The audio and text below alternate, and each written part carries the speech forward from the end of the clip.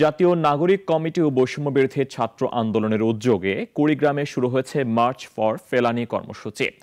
সকালে জেলা শহরের কলেজ মোড় থেকে শুরু হয় লং মার্চ। জাতীয় নাগরিক কমিটির মুখ্য সংগঠক সার্জিস আলম ফেলানি হত্যার বিচার, সীমান্তে হত্যা বন্ধ, সীমান্তে প্রাণঘাতী অস্ত্রের ব্যবহার বন্ধ সহ 5 দফা দাবি তুলে ধরেন।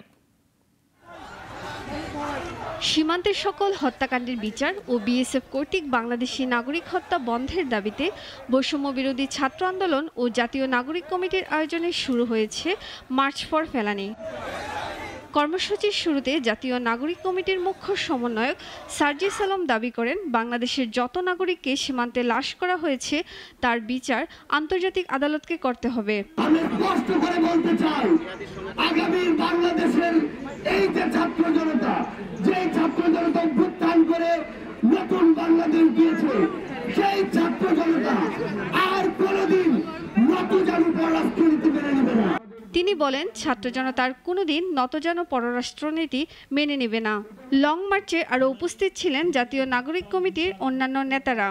ফেলানির বাবা নূর ইসলাম ও ভাই জাহাহ উদ্দিন লং মার্চে উপস্থিত ছিলেন। আমি যেরকম 14টা বছর আমি কাঁদতেছি, যে আর কোনো মার কোনো ভাই বোন যাদের কাটা দ্বারা এরকম না মারা হয় সীমান্তে, এটা আমি বন্ধ দাবি করতেছি।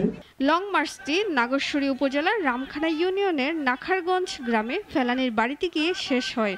সেখানকার বাজারে সমাবেশের আগে পথে 4টি পথসভায় বক্তব্য দেন ও লিফলেট বিতরণ করেন নেতারা। সুলতানা মরিয়ম, নাগরিক। কোটি কোটি মানুষের ভালোবাসায় ফ্রিজ, টিভি এবং এসিতে দেশের 1 নম্বর ব্র্যান্ড ওয়ালটন।